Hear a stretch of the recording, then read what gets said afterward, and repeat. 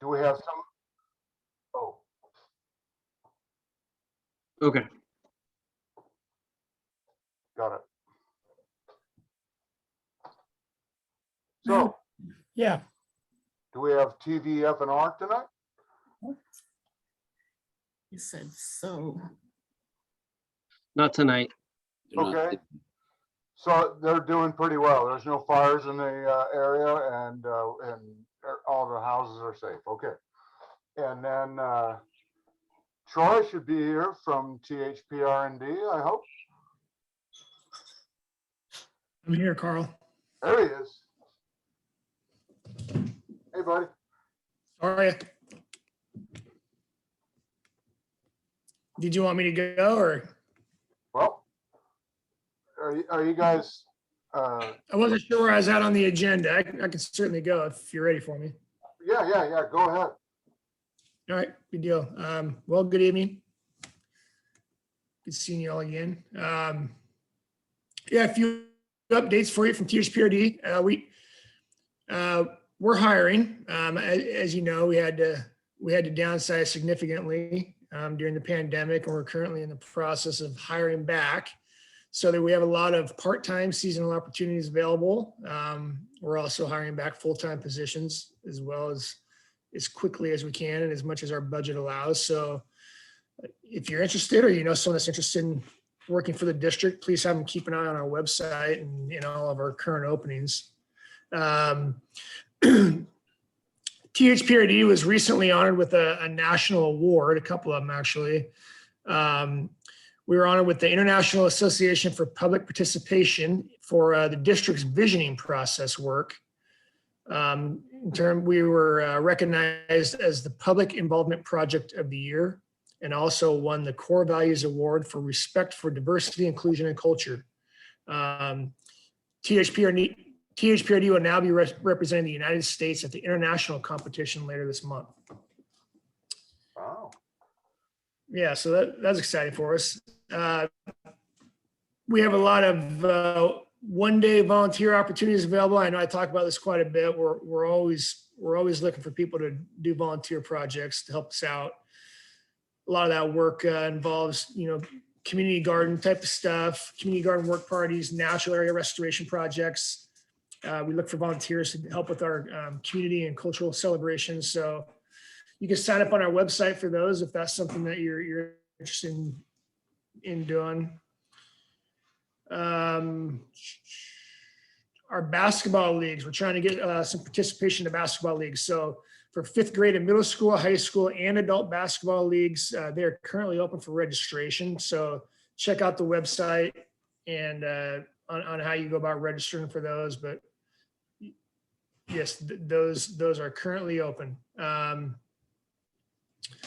Exciting to announce that the Stir Center has reopened. That was one of our last centers to actually open back up, and that got opened on September 13th. So we have a lot of patrons happy to be back in the mix there and enjoying a lot of the things that they were accustomed to enjoying. We have fitness classes, weight room, cardio room, and just like community center. THPRD is hosting, or actually the 12th Millis Park Foundation is hosting a senior giving campaign. Community members are asked to consider making a donation for a monthly pass to help seniors enjoy the Stir Center offerings. If you'd like to make a donation to this, visit the foundation's website at thpf.org. From a maintenance updates throughout the district, our maintenance department, we're heavily involved right now in winterizing a lot of our drinking fountains, irrigation systems, getting the parks kind of set for the winter, doing a lot of pruning, storm response, getting drains cleared out in anticipation of the heavy rains that are sure to come throughout the winter.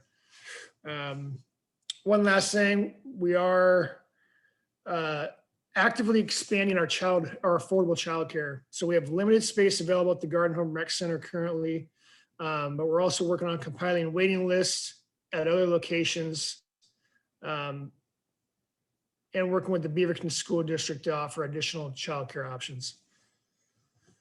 Again, a lot of that information is available on the website in more detail. But that's what I have for updates. Does anyone have questions for me about what's going on at the Park District? Carl, Okay. So recently there's been an update on the THPR&D property, which is known as the garden property or the nursery property here in the West Slope. And actually there's a woman named Melanie Moon who I've been trying to get a hold of. I did talk to Janine last week, but Melanie was out of the office for a while.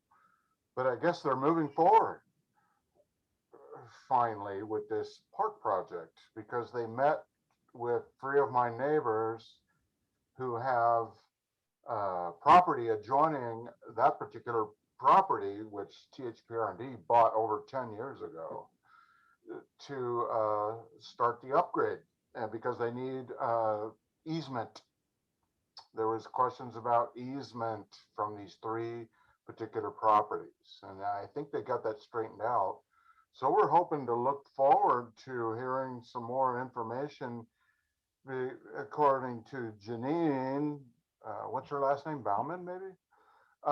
Janine Stead. Oh, okay, sorry.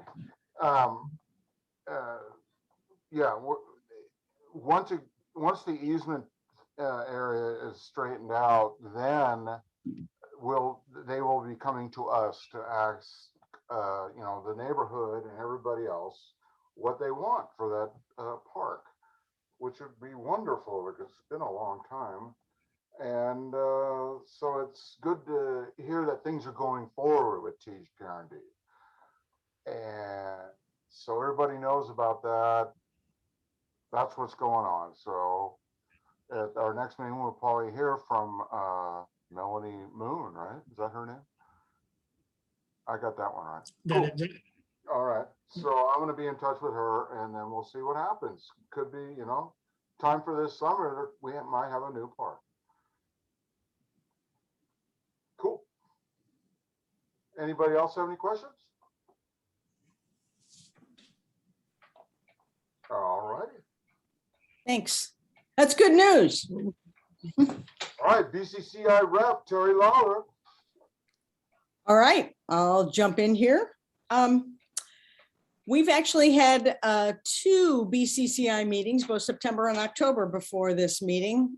We had our October meeting this past Monday. So I have some fresh things that we discussed. There is a movement among BCCI members, and again, they represent each neighborhood is represented at BCCI. And there's been a call for collaboration among neighborhood groups on projects or initiatives. And this got started down in the southwest quadrant of the city, Sexton Mountain, Neighbor Southwest, and I think Beaverton West are all getting together and collaborating on a couple of projects. And so anyway, they're encouraging that for all NACs to work together with other NACs on projects or speakers or any sort of project. Anyway, I thought it might be good to collaborate with Denny Woodford Raleigh West. We joined them to the south. They're generally south of the Beaverton Hillsdale Highway. And they have erratic boundaries just like we do. They border Portland and central Beavertons. But anyway, I thought there might be some areas of collaboration that we could work together on that. So I've done a little initial outreach. I haven't heard back from Rick Scalen, who is their representative. So there may be more on that front and maybe an opportunity to do a project together. And then I guess another thing, I just want to alert folks that there is a major planning initiative underway at the city. It's actually been underway for over a couple of years now, called the Housing Options Project. And it's getting to the kind of the final stretch where they are considering an approach for the city to expand housing, what they call middle housing options in neighborhoods. And our neighborhood is an example of an area where it's primarily over 90% single family residential development. And it's acknowledged that that form of development is not very inclusive of folks who may not have a lot of money to spend on houses. So they're looking for alternative housing options for all neighborhoods in the city. And so I guess I would encourage folks to go to the city website. I just Googled housing option program Beaverton, and it gets you right to that website. And I think it would be useful for all of us to kind of be aware of that, because it will be probably becoming, incorporated into the city development code here, probably within the next year. And so it'd be good to weigh in on that if you have opinions on that. And there have been surveys, and you're welcome. All along, they've been having public outreach with open houses. And again, everything is virtual these days because of the pandemic, but nevertheless, they've been periodically holding, opportunities for community involvement. So I guess I would just encourage everybody to participate. So unless there are any questions. Well, I got a quick one. So would that mean that any improvement within our neighborhood, if this, this got approved and this kind of program moved forward, would that mean that rather than somebody tearing down an old house and putting up a new, multi-million-dollar house, would have to attach something or put a granny unit or do something to help with, to mitigate and help with, like lower rent housing, let's put it that way? It's not a mandate, but it will be an option. And I think one of the most likely options, there was a discussion about what are we likely to see? Are people going to be tearing down $750,000 houses to build some townhomes? And the development community is not interested in that. That's too much of an investment. So you're not going to see a lot of that, I don't think. But what you might see are more what are called attached dwelling units. And we've been seeing those in our neighborhood pop up periodically. I don't know if anybody, I've noticed a couple in our neighborhood where they have little houses in the backyard. And those kind of things, you might see some more of that kind of development as a result of this. And this zoning change would encourage that kind of, and I'll say smaller dwelling units. They don't have to be smaller, but just attached units where you could create a duplex on your property, for example. Well, okay, so who do we get to come in for another meeting to? We actually had Rob Zeller did present to us within the last year. I forgot exactly when he was here. Rob Zeller is the planner, project planner on this. And I think he would be happy to, again, give us an update. Maybe when, right now he's still sort of in the formative stages of getting the final draft, but I know once he gets something, he'll be happy to present it to us. That'd be cool. Yeah. Okay, thank you. All righty. Beaverton Police Department, are they here tonight? Oh, not again. They're busy catching criminals like all you. Okay. And then so TV officers off. Okay. Is Councilor Hartmeir-Prigg here? There she is. Hey, you're our featured speaker. Awesome. Yeah. I send on my apologies for Mayor Beaty. Her daughter is sick, and so they had to go to urgent care today, so she won't be able to join us. I hope that message was passed on to you. I want to say hello. I am your neighbor. I also live in West Slope area, And I have been sworn in now for 23 days to the city council. And so I'm learning a lot. I've attended 4 meetings now. Terry, thanks for that great overview of the Housing Options Project. It's something I'm excited about just because of the flexibility that it gives to people. With it simplifies the zoning throughout the city, and it'll make it a lot easier for people to build ADUs and different types of housing, which we know, there's not a lot of land for us to grow to. So we got to make use of what we have. And so I think it's a great option, and it is to comply with the state statute. But Beaverton, gets to be proactive in the way that we choose to implement that. So that team has put in a lot of work and done a lot of public engagement, which is really exciting. As a result of the pandemic, the statewide eviction moratoriums and a lot of the local eviction moratoriums have ended, but there is a lot of rent relief available to renters.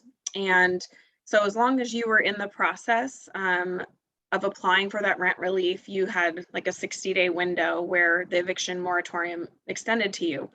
But we were finding that wasn't quite enough time, and it's really important to us as a city that would keep people housed. So on my first night on council, we actually did extend that to 90 days, and that should be enough time to really help make sure that people get the rental assistance they need to stay where they live, which is really great. And honestly, I'm just learning so much. Staff has been so wonderful to help onboard me to the way that the city works. Today, I got to hear from our economic development team and hear about all the amazing work that they also did throughout the pandemic, and that continues to help our small businesses.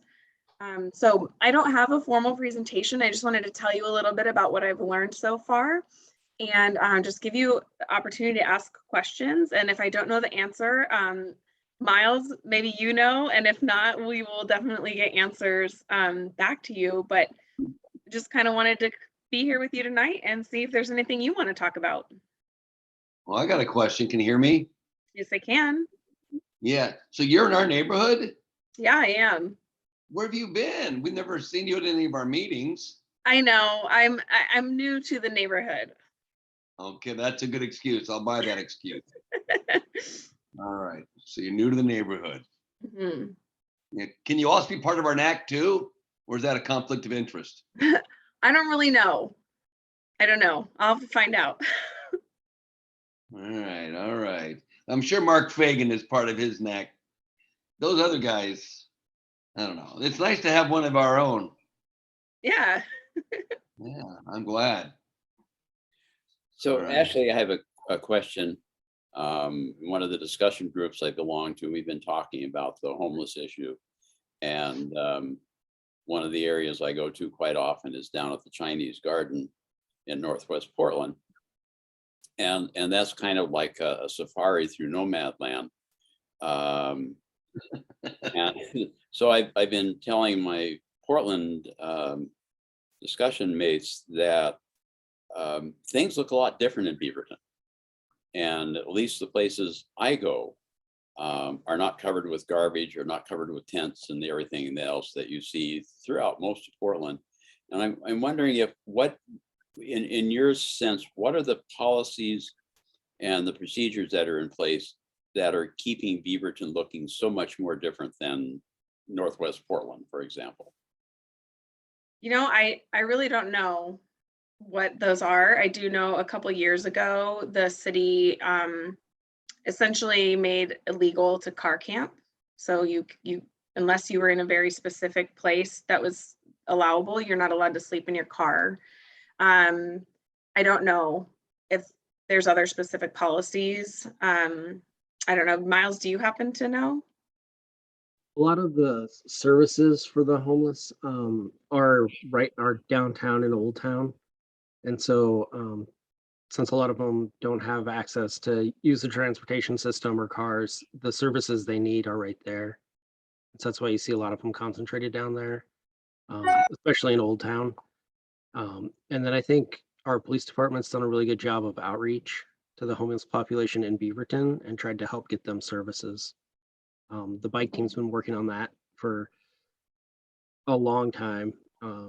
Even before the pandemic, before it started to get really bad, they were out there working with the homeless folks to try to get them services and into housing and whatever they could do to help people get off the street. Because it is distinctly different. In part of my short career at the Census Bureau, one of the assignments was to go around and try to find homeless camps that would be later enumerated. And going through the Beaverton area, and we covered a lot of Beaverton, there were hardly anyone. So yeah, it's distinctly different. Yeah. Good. Terry. I'm going to direct this to you because you were a member of the Tualatin Hills Parks and Rec Board, and Yeah. now you're on the city council. And I understand there was a joint meeting on Tuesday night. And Carl brings up some really good news about our little piece of land here, but we've been waiting a long time. We are one of the only neighborhoods in the city without any park to speak of Yeah. our own. And I think I guess if there's any, I don't know if I have a question or if I'm just advocating that, Yeah. that we get a park. Yeah.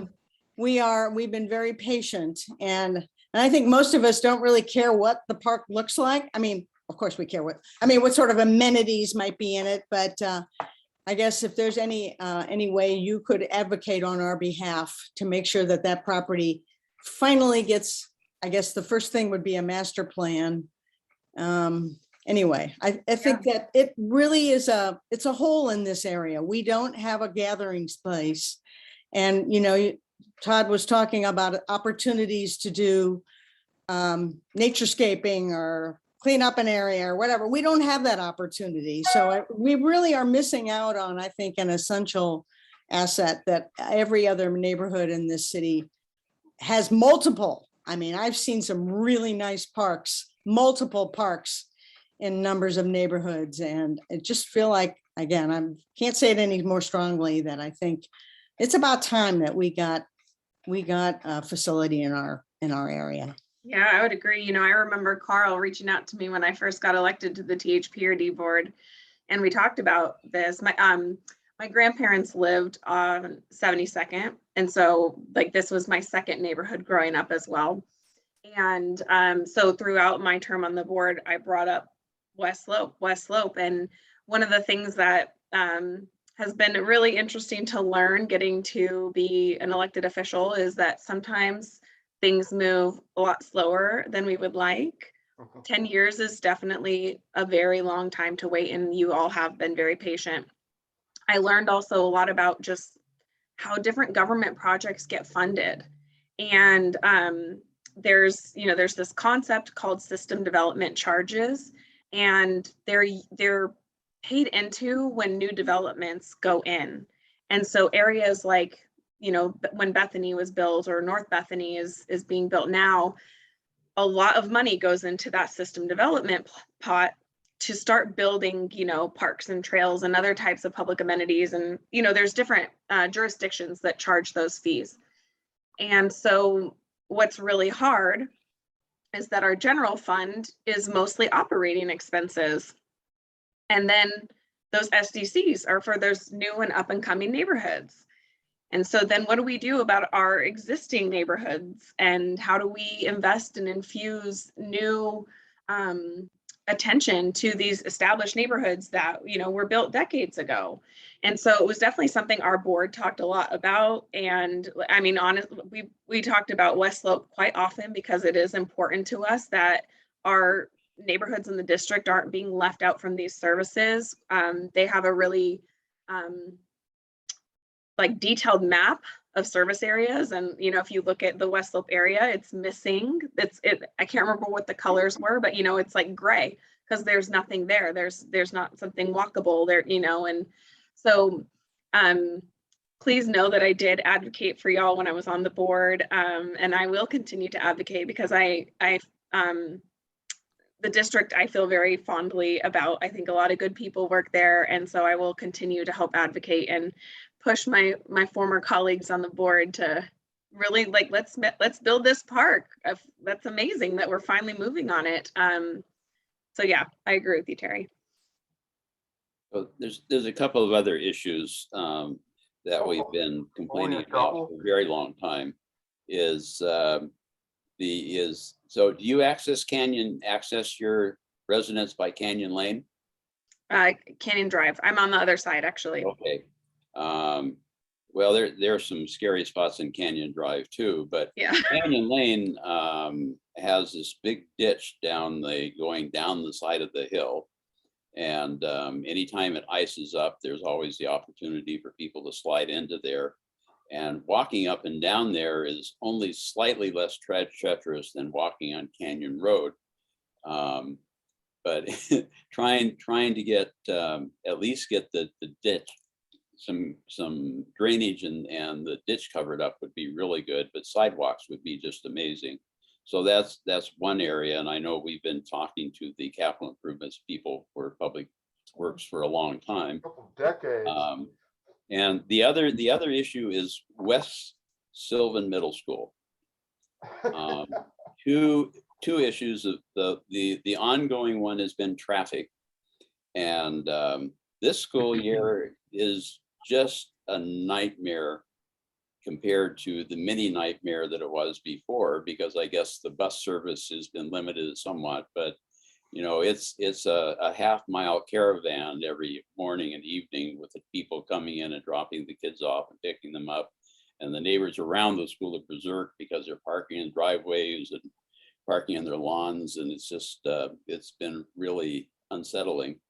The other issue that seems to be in abeyance, but we can't get any information about, is Lincoln High School wanting to hold several of their sporting events on a regular basis at West Sylvan Middle School.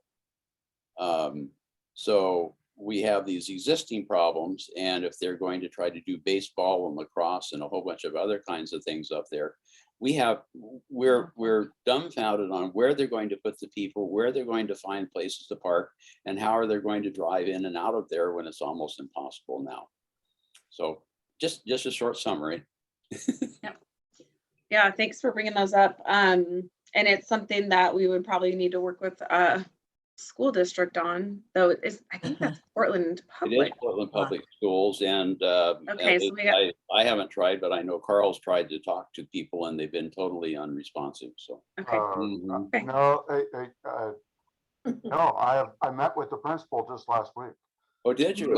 Yes, and the week before I spent an afternoon in front of the school, sitting on a rock, watching the kids and the buses and everything come and go, and trying to figure out the dynamic of why there's such a problem.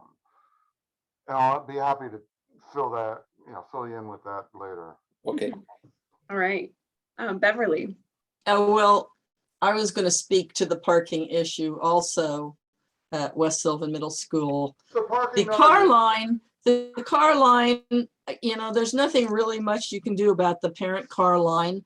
I really absolutely feel for those parents trying to get their kids to school when their buses get canceled.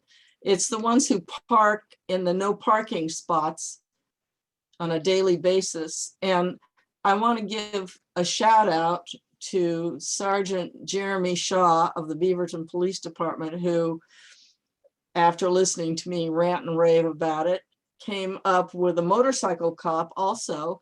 And they, down on Southwest 80th, where one side is no parking from 3:30 to 4:30, and every day it fills up with parents waiting for their kids.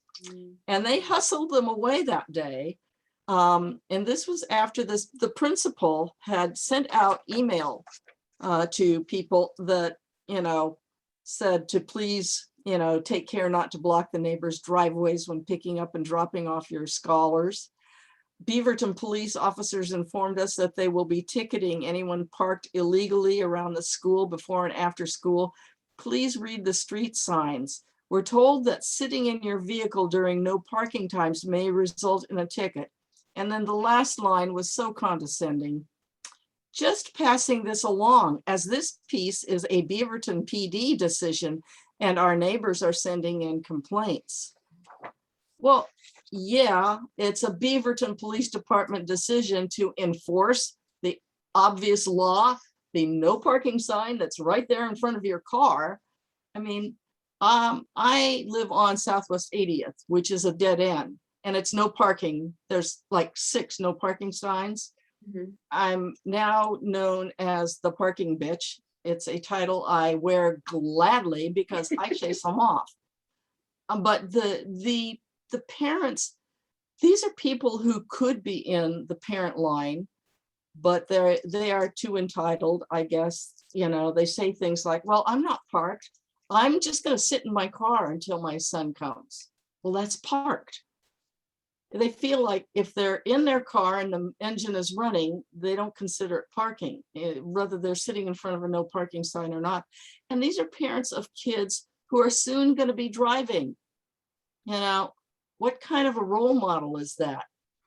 And I'm very concerned that the principal, and Carl, you can fill us in on what the principal said, but these are all Portland residents. This is a cutout of a Portland school district. The majority of kids are all from Portland, and I think they don't feel that the Beaverton Police Department is really going to hand out tickets, is really going to do anything about it. And it's their attitude to our neighborhood is just tough shit. You know? So I don't know what can be done about it, but you know, other than every resident go out there every afternoon and chase them out. Yeah, thank you for sharing that and those details with me. You know, people can get really specific with language and then get creative to say they're following the rules or not, right? And if the signs also said no idling, then, you know, I don't know what we have to do. But I also think, you know, maybe there is opportunity for us to talk to the school about, I mean, I haven't been up to West Sylvan Middle School for a little while, admittedly. But because I feel like it's just very small, right? There's not a lot of parking up there. And so I don't know if they can work on their traffic pattern, something, you know, and try to work on that flow and make the best use. But it seems like something we should be able to work together on.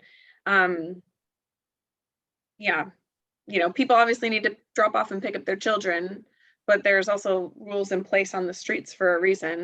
You know, the roads are narrow, there's no sidewalks. It's, you know, even a visibility issue when there's cars somewhere that they aren't supposed to be. So I understand the concern, and that sounds really frustrating to, I mean, I agree with you. That last line really does sound condescending, and that doesn't seem like a very neighborly thing to put into a letter to their parents.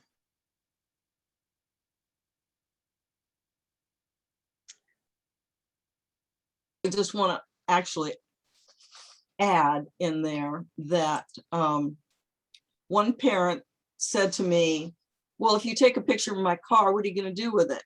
I said, well, I'll give it to the police. And they said, well, so what? They won't do anything. Well, is this the attitude that all of these parents have with regard to the neighborhood in the city of Beaverton?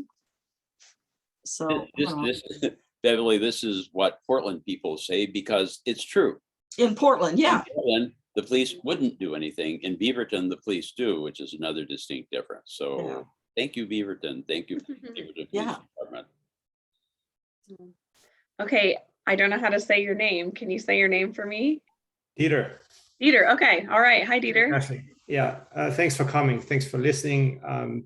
We've been kicking that ball around the pitch for quite a while. And as you probably remember, we had this sports field issue, and it revolves around the same things, traffic management, litter, noise. So, you know, with our kind of limited success that we've had until recently, you know, that Carl has spoken to the principal, hopefully there will be a constructive dialogue. I would have suggested that Mayor Beaty is actually a good resource because she knows both sides of the coin. And if there is no other way to get the Portland School District, which has a lot of their own issues right now, as we can follow in the news, then it would be maybe a good idea to have the city of Beaverton mobilize someone who can advocate on our behalf and get people to start listening and work on a sustainable solution of this issue. You can't just have the police come up here and write tickets, which is it should be the last resort. My thinking is that there's got to be just better traffic management that helps alleviate these parking and stopping issues to begin with. And that should be at least in part on the school to have resources that help direct traffic, because I don't think it's going to get any better. For anything, it might get much worse if they start sending sports teams up here. Yeah. Yeah. And I also, as y'all are talking about, like the cars that are just sitting idling, that's also concerning to me. It's just polluting while they're sitting there waiting. We really don't need that. I will ask Mayor Beaty if she is able to help advocate and just see, is there anything we can do? Can we open conversation and see if we can help? But yeah, I think it'd be good to hear how Carl's conversation with the principal went and make sure we're not duplicating efforts or anything as well. Todd, Actually, what I brought up with the principal was that the city of Beaverton take over that school and have city of Portland put a new middle school on the other side of Shoals Ferry to handle all of those people that have to get to this school because of the way the map was before. And she was open to that idea, but it was kind of caught her off guard. Let's put it that way. I mean, I said, well, realistically, like everyone's saying, we've got a Portland middle school in the middle of Beaverton. Why? yeah, It makes no sense. And that's why all these people are constantly having to drive up here and cause our neighborhood to become, crowded. yeah, When it shouldn't be. It should be easy. If they really, that property, right? If the city of Beaverton were to step up and say, okay, this is in the middle of where we all pay property taxes, correct? And in the middle of this one district, West Slope, we have a Portland public school, which does not make any sense. And there's all kinds of kids and their moms and dads driving them up here. And now they want to, come up here and play sports, from Lincoln downtown. I've heard, and actually she mentioned, I think also, was that most of the Lincoln repairs have been completed. So it would be up to the city of Beaverton to really step up and deal with the city of Portland and say, hey, why don't you give us this school property and then a bunch of it to go to THPR&D instead of the little 30-foot by 50-foot swing set that's in the corner, which is kind of goofy for A, and nobody ever uses that tennis court.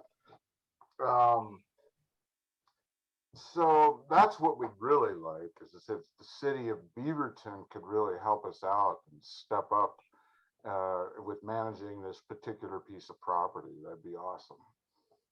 all right. I'm taking notes as we go. Todd, I've seen your hand come up and down a few times. It's okay, I can wait. All right. Yeah, I had a question. Oh, not you again.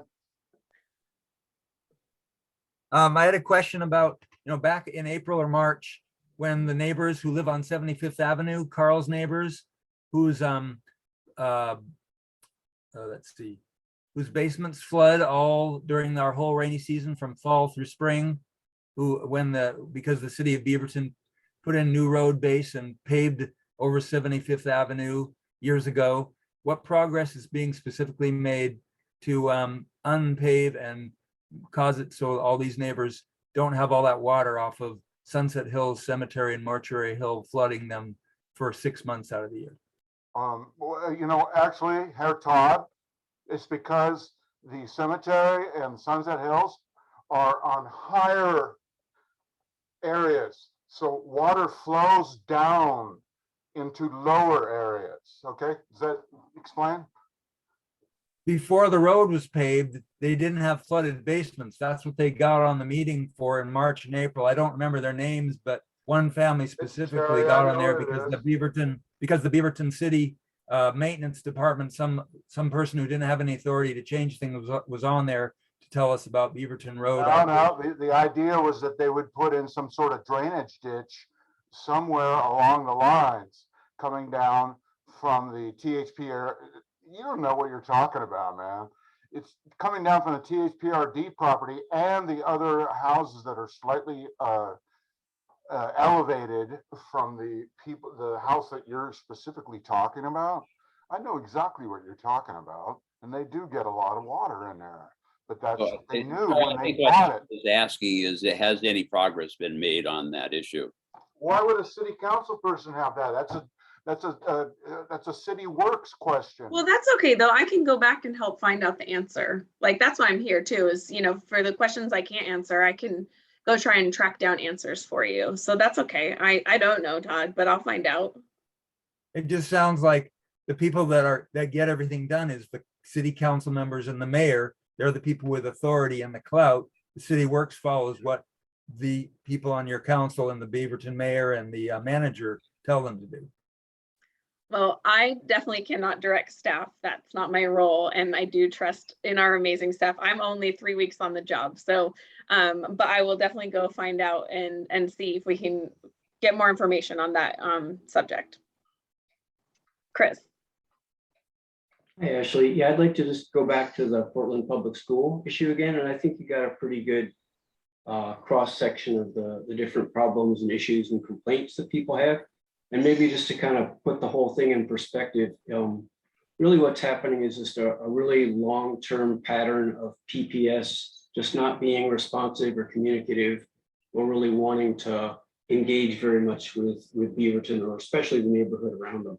So I think really the best thing, again, would just be to make sure that the folks at PPS understand that the city of Beaverton, at the highest levels, really wants to engage and start a conversation and get that kind of discussion going. That's the root of all this problem, is that people bring up all these individual issues over years and years and are just consistently ignored. So it's kind of a long-term pattern. And I think, as we discussed before, if the mayor can just make contact with the PPS school board or whoever it is that she needs to talk to and get that kind of discussion and respect established, that would be the solution, I think, to a lot of these problems you're hearing about. Yep. Yeah, and I know a couple PPS board members, and so a lot of things get done just from relationships and building relationships with people. So I definitely think it's worth us trying to see what we can do there. So I'll work with the mayor and the city manager and find out what we can do and figure out. What I am super new, so I don't know if we have established lines of communication or not, but want to make sure that we follow up on this. Yeah, thank you very much. Yeah, Instead of spending money on on an upgraded sports field here in the neighborhood, which doesn't make any sense whichever way you look at it, they probably should spend some money on, like what Carl suggested, getting a new middle school within the city boundaries on the other side of the freeway. And as y'all are thinking, you clearly are all great advocates for your neighbors and your neighborhood. It could even be worth, submitting testimony to the Portland Public School Board, letting them know about your concerns, because the power of the people who are affected by things also is, important to our elected officials. So that is another route, is to reach out to them as well as neighbors of the school. Yeah, Todd.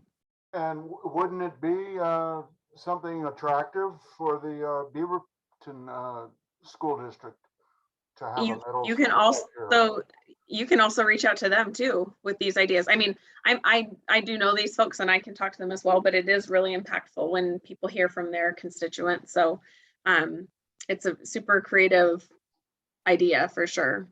Todd, I saw your hand again. Thanks. East Sylvan, whatever that used to be, and is now some special elementary school program. The city of Portland Portland Public Schools already owns property right next to freeway the Shoals Ferry Skyline Road exit, which is a whole huge business district. I mean, it wouldn't be that hard for people to suggest that middle school operations, if they have to build a new building eventually, be moved to that location rather than into the city of Beaverton's West Slope neighborhood. Thank you. Joe? Another ongoing issue is we're kind of an island of Beaverton, surrounded by unincorporated Washington County. Yeah. And so as there are businesses like Mercedes-Benz on Canyon Road and some of the other organizations as they've established new businesses, they have incorporated into Beaverton, but it is frankly somewhat of a nightmare again for people to try to sort out, who is providing services and who's responsible for doing the various kinds of things. And I know the last couple of mayors have been kind of tentative about pushing annexation of further areas into Beaverton, but this seems to again one of these things that just doesn't make a lot of sense, to have all of these varied jurisdictions and having the people basically next door to us be dependent on service from Hillsborough. So, as a city councilor, I know that you will probably be involved in some of those discussions about what the annexation policies should be. And I think the neighborhood is pretty much in favor of, the more Beaverton, the better. Right on, Joe. So I actually I grew up in the heart of Beaverton, but I actually became a Beaverton resident through annexation. That's why I'm in West Slope area. That's why I'm in your NAC now. But I know that not everyone would necessarily choose that. And we definitely need to come up with a policy and have an easy process and a really transparent process on how to do it if you want to opt in. And I mean, if you just Google a map of Beaverton, we don't have a shape, right? We've got all kinds of tentacles, all kinds of holes and pockets. And, to a lot of people, especially throughout, this past 10 months of running for this position, how many people were like, well, I have a Beaverton address, but I never got a ballot. People don't really know whether or not they're in city limits until moments like that, when they don't get a ballot, and then they're like, oh, I don't vote in the Beaverton election, apparently. So I don't have an answer to that. Sorry, a little dog on my lap. I don't know what that policy should be yet, or what that should be, but I think that a lot of city councilors do think that we should have a more comprehensive annexation policy to just make it easy and clear on how to do it. I know I was speaking with someone recently about, why is West Slope this little island of Beaverton? And I don't know how long y'all have lived in the neighborhood, but it sounds like it was get annexed by Portland, or, that was kind of the option, and that a lot of the neighbors came together and asked Beaverton if they could become part of Beaverton instead, because Actually, it was there was an election, and you could vote for either Beaverton or Portland. I think it was felt that it was impending that annexation was going to happen, whether we asked for it or not. And and it turned out Beaverton won, and I have to admit that I voted to join Portland because we had Portland address and all these other weird things that are going on. But I am so delighted we are part of Beaverton, because especially talking to our people who live in Portland, and they are just destitute now. I mean, Portland is not working for them that well. And I am so pleased to be in Beaverton. And we hear a lot of complaining about the people that are in unincorporated Washington County and the difficulty getting services, getting people to respond to them. So I think we're a little closer to a tipping point than we had been before. And if someone gave them a little push, maybe we could consolidate things better. Yeah, I would love to see us fill in some of those gaps, because I think one of my favorite examples right now, I had a couple people reach out to me about, the location of the Chick-fil-A and how the neighboring property was considered as a potential location for the In-N-Out. Yes. And the Chick-fil-A property is Beaverton, but the In-N-Out property is unincorporated Washington County. So it's just like, you know, there's so many examples like that around our city. And, you know, I think also the county is not, I mean, a county is not serve the same function as a city. So it is tough as a resident of an unincorporated area. You don't have the same access to services. So. Yep. It's actually going to get a little worse with the redistricting. Because previously we were in House District 34, all of which was in Washington County. But we're going to House District 28. So no more Ken Helm as our representative, so it's Darcia Graybar. But we are just a tiny western edge of that district in Washington County, and all the rest of it's in Multnomah County. So, and the same thing is kind of happening with the Senate district as well. We are now in a different Senate district.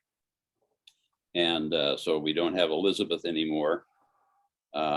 We actually have Jenny Burdick and Katie Leiber. So we're going to be in District 14. Jenny this resigned, partially because of this, I guess, but there's other things she's going to do.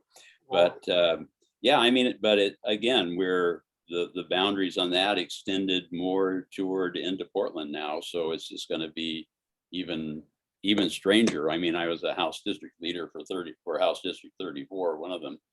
And now I have no idea what's going to happen because most of it's in Multnomah County. Yeah. Now, when did this happen, Joe? Because of the. It just happened. Oh, no, it's Kent. Yes, I have a question for Joe. Yes. Yes. So the census, all the electoral college stuff, that because we're getting a new congressional district, that's affecting our state, our representatives and our state senators, right? Yes, it is. It has. It'll be official, I think, next election cycle. I think January 2023. Is that correct, Ashley? Yeah, that's when it'll go into effect. That's when That's the question. there's some disputing of the boundaries. We stay in congressional district 1, so that's not a change for us. But our House district and our Senate district both change. Our state house and our state senate. Correct. Yeah. Yeah, because we still have Bonamici, right? Yes. Yeah, that's not going to change. No. Yeah, but we lost Elizabeth, huh? Yeah. No Elizabeth and no Ken. Oh, they were good people. They were. You probably still have good people serving you. I would definitely check out. There is a map on the Oregonian website, but it might be behind a paywall. So if you go to the Oregon legislatures, if you even just Google, you know, Oregon redistricting maps, you can find them. And there's a map that you can actually put in your address, and you can choose, like, show me which district I am in for House, Senate, and congressional. So you can see all of that, and it's kind of nice. It's it can be a little tricky to find which button to push, but it's nice because you can see who's there currently and what district will be. I don't know, Carl, how much time you had allocated for me. I just want to be conscientious of that. Oh, you can get back on your spaceship right now if you want. No, just kidding. Are there any final No, we questions? got plenty of time. Other people got some questions. I just have to point out, next month, just for everyone's information, I do have the new Metro counselor for District 4. Speaking like Joe was about how things have gotten redistricted. This guy just got elected to replace Catherine Harrington in our last election because she moved up to the I think city council or something. Or she's like the district council person. Washington County Chair. There you go. Sorry. Anyway, so the guy that took over her position is going to be coming to our next meeting, and I would love to know, who do I contact with the state congress to see who can come and talk to us and explain what's going on. We used to hear from those guys all the time. All right. Yeah, it'd be good to hear from our new House representative and our new state senator as well. Sure. I agree with that.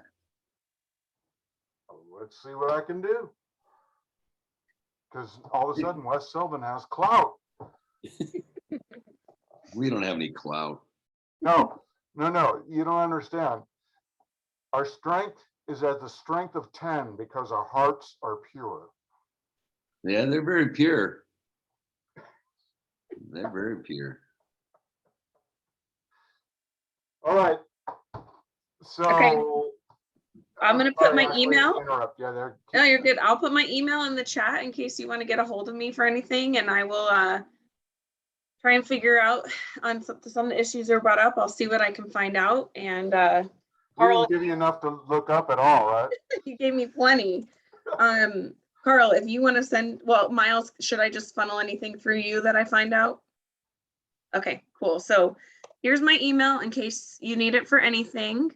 And I will do some research and send some information back through Miles on whatever I find out. Great. Okay, Any thank other you. questions? Thank you. All right. Thank you for having me. It's nice to see you all. Good to Thank see you, Ashley. Good job. Good night. Good night. Okay. All right. So what do we got left here? What were we just talking about? Oh yeah, my meeting with the principal also. I tried pressing her on what's going on with the athletic field and she had no answers. But like I said earlier, I think she did say that the fixing of the Lincoln fields is almost done. So Got that another might year to go. end up being a moot point, you know, and thank God they didn't throw in all those large lights, but they still might do it. But she's only been on the job, you know, for a couple of months now. Yeah, she's new. Yeah, very nice woman. And the other thing about the parking, yeah, that thing is a big headache. Like I said, I went there a couple weeks ago and hung out on a Thursday afternoon at 3 o'clock. Sat there and watched how everything unfolded. And actually, on my way in, I talked to 7 of the bus drivers because they were all set up, you know, ready to go pick up the kids. I talked to 7 of the 12. There was 12 buses, but they all said there should be at least 2 or 3 more buses. We're all short of buses, and we were under the hook. But they were nice guys and gals. And while I was sitting at the exit point, they said, "Yeah, what's your main beef?" And he says, "Well, some of these people get so uppity that they pull in to where we're supposed to exit, and they park there in order to get their kid. So it holds up 12 buses, basically, or 10 buses." I'm like, that's crazy. You know, so that because there's nobody there to direct people to where they should sit in line or help the kids across the street that actually live there. I had to literally run out into the street, tell people to stop so these, you know, a group of 12 kids could walk over and head, you know, the other side of the street from the school. It's nuts. And then I talked to the short bus driver who was out in front, and he said, "Yeah, I've been doing this route for 20 years." And I said, "Well, I mean, has it always been this nuts?" He's like, "No way, man. This year is the worst year." But he still gets to get in and out of there because he's got his own lane. Anyway, he was an interesting fellow. Carl, I will mention that maybe it happened after you talked to the principal, but now they have a person out there in a, you know, bright yellow vest or whatever that is directing. He's kind of stands between the front of the car line and directs the buses to come down on the wrong side of the street to get in, so that they don't have to wait, you know, way far back in the car line. And I guess that's helpful to get the buses in there. But as far as, you know, they really need to have somebody out there directing traffic after the kids get on the buses, somebody to help the kids get across the street and, you know. because it's a mess. Yes. And following up on that would be, okay, so while I sat there, because you did the same thing, right? And yeah, I got there around 3 o'clock. And the interesting thing I noticed is that by 4:15, everything was cleared out and everybody was gone. And I took a look at all 12 buses that left the parking lot. 9 of them were totally full. 2 of them were 3/4 full and 1 was only half full. And so, but I had to ask one guy, I mean, I couldn't tell. I said, how do the kids know which bus to get on? He's like, oh, I got this little sign over here. We have to write our own signs to let, what kids need to go on which bus. Anyway, it's not like you get on a city bus where it says, yeah, it's, number 58 heading downtown. But so they're doing their best, but they all complain that saying, hey, man, we used to have a lot more drivers and a lot more buses. So everything's been cut back. And that's why maybe, that's why I, proposed to the principal is that it's probably prudent to have City of Beaverton take over that school. Tell City of Portland to go find their own, man.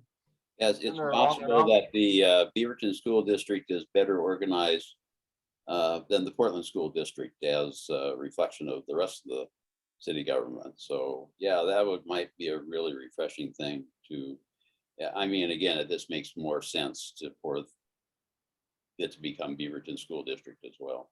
Okay, well, here's another little story about, how West Sylvan, how West Slope, excuse me, is a little island, is that over the summer, there was a truck that caught fire right on the other side of the sound wall from my house. And so there was big pillars of blacks and gray smoke blowing down my street.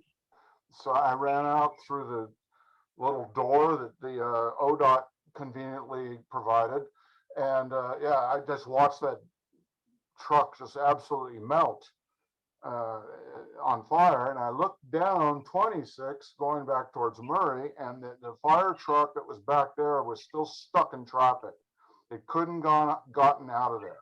Whereas the Portland fire station could have gotten in there easily, from right up there on Sylvan. It's right there next to the Pizzicato.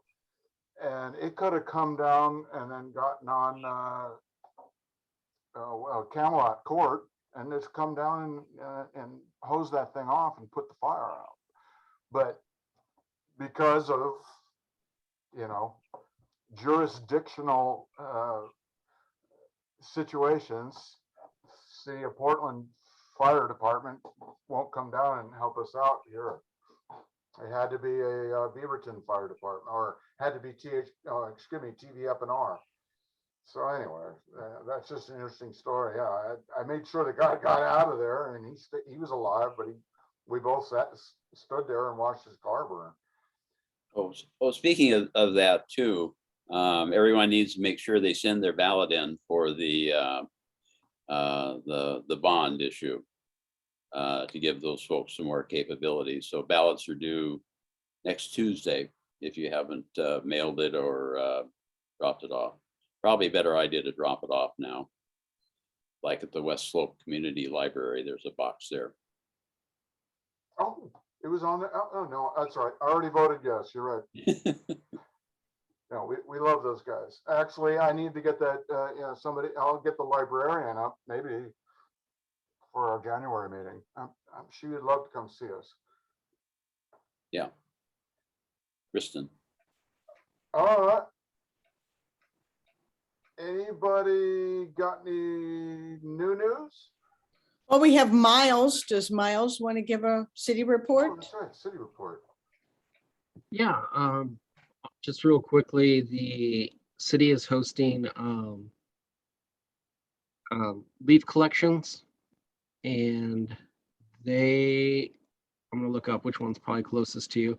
But you can bring your leaves bagged or unbagged to the leaf collections for free and drop them off. Probably the closest one is either the city operations building on Southwest Allen Boulevard or Whitford Middle School. The dates are on the city's website. The only difference this year is that they can't help you unload them because of COVID, so you have to be able to unload all your leaves yourself. And then the housing options project that Terry was talking about earlier, they've extended the survey to November 3rd. So that's on the city's main page. You'll see the banner, you can click right on it. But they want to know, kind of which way the residents think the city should move towards implementing those changes as required by the state law. And then I think finally, the city library is getting ready to host One Book, One Beaverton, where they encourage the whole city to read a certain book. They're having, you can get the book for free from the library to keep. Is it this Saturday or next Saturday? I think it's this Saturday. And then they'll have events all throughout the month, from book clubs to readings, to all kinds of different things about the book. And they haven't said which book it is. They're going to say that on Saturday. And that's all the city news I got. So Miles, has there been any discussion on at what point NACs and other organizations can meet in person again? As far as I know, through the end of the year, at least, we'll be meeting virtually. And then we'll go from there. That's the last I've heard. Well, yeah, I read an article in the paper about a couple of weeks ago, said they're hoping for 80% herd immunity by the end of the year. Yeah. And at that point, things might open up, but that's, it was a guess.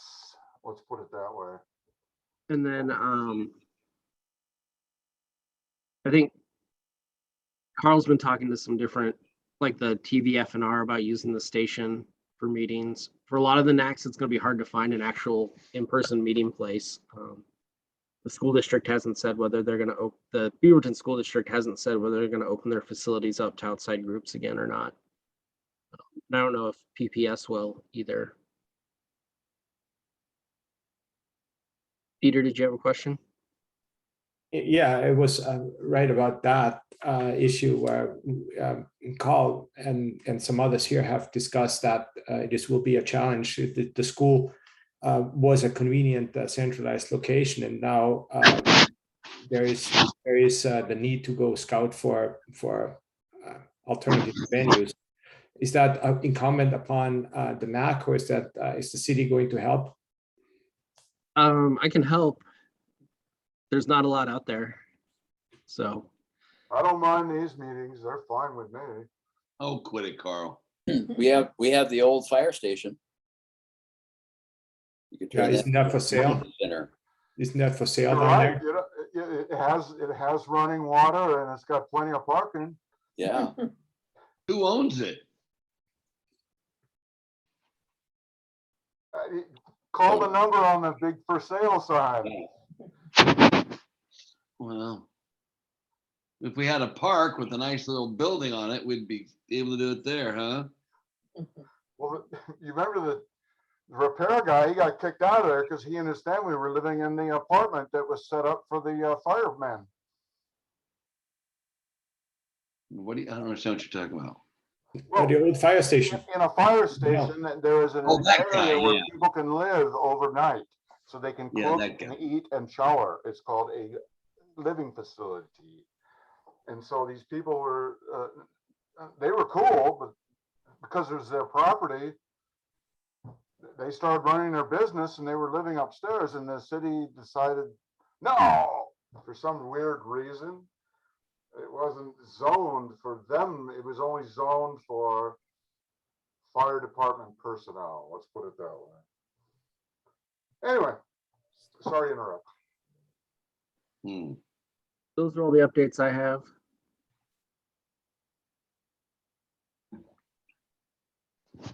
Well, thank you for all your good work, Miles. You're hanging in there, buddy. Yeah, appreciate it. All right. Anybody else with some new information or some new issues we should bring up before our next meeting? When is the next meeting? This one didn't pay dividends. We didn't get Lacey Beaty. It would be November 16th. Oh, that's actually, Kent, that's a great question. Yeah. Do you guys want to change to Thursdays permanently? Third Thursday of the month instead of work for me. Tuesday. That way we get a chance to access city council and the mayor. I think that would work. Do we have a quorum? 1, 2, 3, 4. I think we do. Then Miles will have to change all the signage. That's okay. Yeah, they have professional painters on staff at the city of Beaverton. Yeah, sure. Just All right. part of it. So third Thursday. Instead, that means, you know what that means is that we get to skip, oh, not this year, but some years that means we get to skip November because of Thanksgiving and maybe Christmas. But it just depends on the where the numbers lie. But I mean, it would be beneficial for us to be able to talk to the city council more often and, give the mayor a chance to drop by. Unfortunately, she couldn't make it tonight, but we all understand, which is cool, and hope everything's going good with her. Okay, I think we have a quorum. I propose that we change our meeting nights to the third Thursday of each month, except for July and August, right? Okay, all in favor? I would Aye. second. Yeah. Second. Oh, yeah, forgot, got to get a second. Okay, we got a second. All right, all in favor? Aye. Anyone opposed? Should we give our hands up? There's my hand. All righty, it's so done. So therefore, if we can get into a regular meeting place, otherwise it's just going to be here again next month, of course. All right, so we're going to stay on Thursdays now. You have that date in front of you, Carl? Do you have a calendar? What would Yeah, that be? right here. Okay, so the next meeting will be on November 18th. November 18th. Thursday. Yep. Okay. Okay. Trying to think if there was something else procedural. What was it? And who we talking about next time? Janine Rustad? Will that work for her? For who? For Janine Rustad? Oh, well, I don't know. Troy's already gone, so maybe he can help us with that, or I think maybe you should handle that, Vice Chair. You want me to call her? Yes. I The will last time I definitely. called her, we did not have a pleasant conversation whatsoever. When was that? I thought you just talked to Melanie Moon. No, I haven't talked to her yet. She was supposed to call me back because she was out of town till the 25th, and today's the 28th. So she had 3 I'll days call. to catch up. But Janine's just, Yeah, I got her business card right here, right next to me.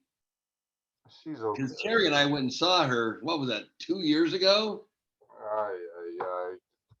Maybe it was 3 years ago. Yeah, she'd be a good speaker. Sounds like a good time to have her talk about. Well, What heck yeah, progress? it is. Because, yeah, we want to rake her over the coals about why we've been waiting 12 years to get that property developed. Exactly. Or we want to compliment her on a wise choice of moving forward. Yes, probably more constructive to That's find why I'm out. giving it over to what Kent. lies He's ahead. very much more polite. More flies with honey, huh? Okay. Yeah, That was I'll good give her a question, call. Kent. No, you're right, though. we got to get those people, see what's going on, because they're really extremely vague, just like Portland Public Schools. People are having a hard time giving real answers to real questions, unfortunately. And yeah, Portland Public Schools, man, they have no idea what's going on with the property and their funding and all that fun stuff. They just. So Carl, do I dare ask her to come for the Thursday, November 18th? Or should I wait till the following month? Well, the cool part was when I went down to meet with the principal, I had to stand behind 2 other kids that had been called into the principal's office also. Did it feel like the old times? Carl, can you hear me? Oh, hey, Yes, Bowden. oh, what are you doing? You're muffled. Your microphone is muffled. All right, how about now? I wanted to tell you it was muffled. It's been muffled all evening. Can you hear me now? Yeah, we can hear you, but it's somewhat muffled. Yeah, so are you. All right, it's nice to know, but I just wanted to tell you, What's your question? You interrupted. that was what I wanted to say to you. I think it's important that you know that. Okay, better say goodbye. There's no new business. Yes. That's all I wanted to say was that it's muffled. You need to fix. Oh. How about now? That's still muffled. Huh? Just let it go. Well, it's because it's a cheap camera.